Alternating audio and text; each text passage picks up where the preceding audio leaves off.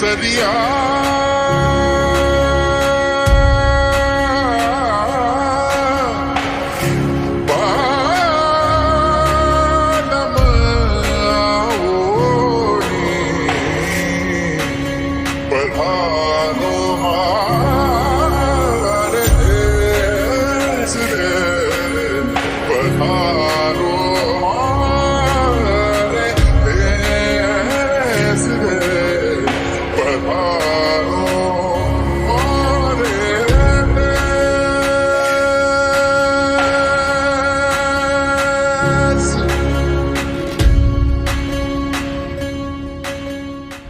अपने आने वाली जनरेशन को अगर हम कुछ बताना चाहेंगे तो हम उसको कैसे बताएंगे?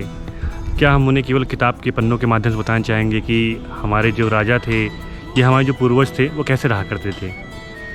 बहुत ज़रूरी है हमें कि अपने बच्चों को, अपने परिवार को, खुद भी भारत की जितने भी ऐतिहासिक स्थल है वहाँ पर घूमना और घुमाना, क्योंकि तभी पता लग पाएगा कि जो चीज़ें हमारे पूर्वज छोड़ के गए हैं वो क्या थी। हमें अपना इतिहास कैसे पता चलेगा? इतिहास जानने के लिए हमें ज़रूरी है कि हमें इतिहास में जाना पड़ेगा, अपने प्राचीन में जाना पड़ेगा, हमें अपने पूर्व में जाना पड़ेगा और पता लगाना पड़ेगा कि क्या क्या चीज़ें थी और हमारे पूर्वज कैसे रहा करते थे। फ़िलहाल तो अभी मैं आया हूँ आपका रामनगर के किले में, जो कि बनारस में है। और ये जो किला है ये बहुत ही बढ़िया है। और जिस किले का निर्माण कराया था, ऐसा माना जाता है कि जो यहाँ के नरेश थे बलवंत सिंह, उन्होंने कराया था। और उसके बाद उनके कई आगे सक्सेसर आते रहे, जिसमें आपके विभूति नारायण भी थे एक राजा, उन्होंने भी उसमें काफ़ी काम कराया। तो जो राजाओं का जो महत्व है उन्होंने काफ़ी कुछ दिया। और यहाँ पर 2 मंदिर भी बने हुए हैं, शिवलिंग बनी हुई हैं यहाँ पर, जिसमें भगवान भोलेनाथ का है। और अभी मैं आपको किला दिखाता हूँ कि कैसा।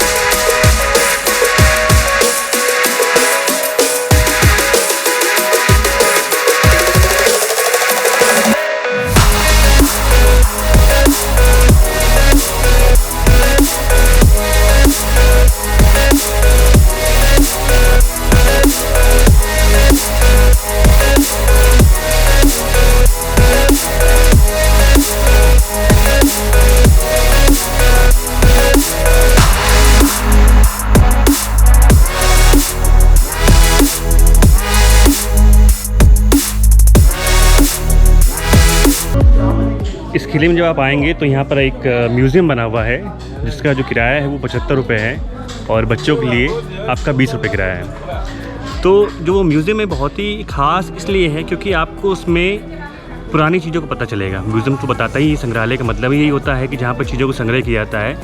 लेकिन जब यहाँ पे म्यूज़ियम में आएंगे तो आपको पता लगेगा कि जो बनारस था वो उस समय में कितना रईस था, या कह सकते हैं कि कितना डेवलप था बना उस समय। जो यहाँ के राजा थे उन्होंने काफ़ी चीज़ें यहाँ बनवा रखी थी। और जो ये किला है मैं आपको दिखाता हूँ पीछे, ये देखिए।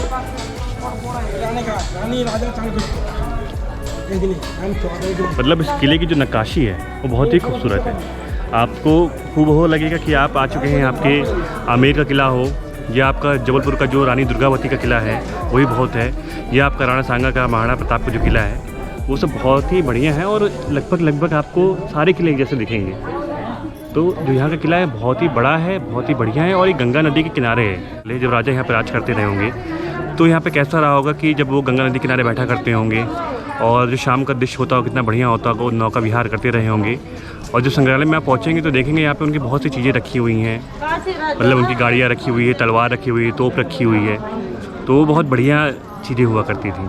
तो एक बार यहाँ पर जब आइए बनारस घूमने के लिए तो महाकाल का दर्शन तो करिए महादेव का, उसके साथ ही साथ आप यहाँ पर रामनगर किले भी आइए, जो कि बहुत पास में है, लंका से मात्र 2.5 किलोमीटर की दूरी पर है। तो आप आसानी से यहाँ पे आ सकते हैं।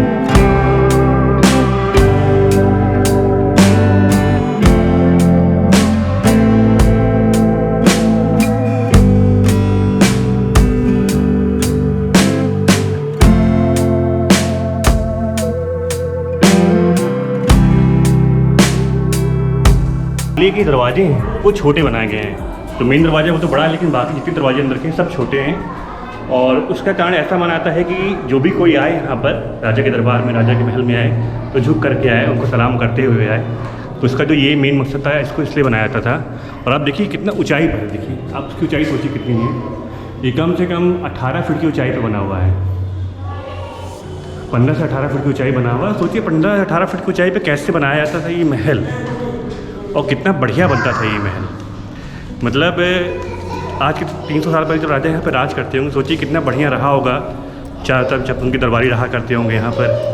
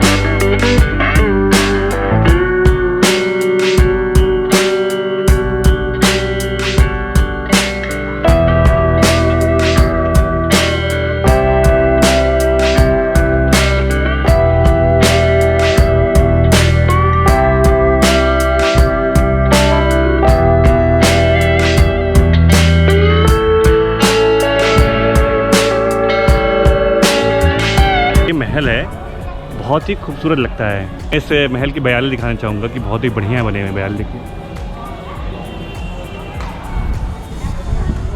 तो रानी भजन वैसे यहाँ पर अभी आपको किसी को अलाउ नहीं है, लेकिन जब भी कभी अलाउ होगा यहाँ पर तो उसे ऊपर से दृश्य होगा वो बहुत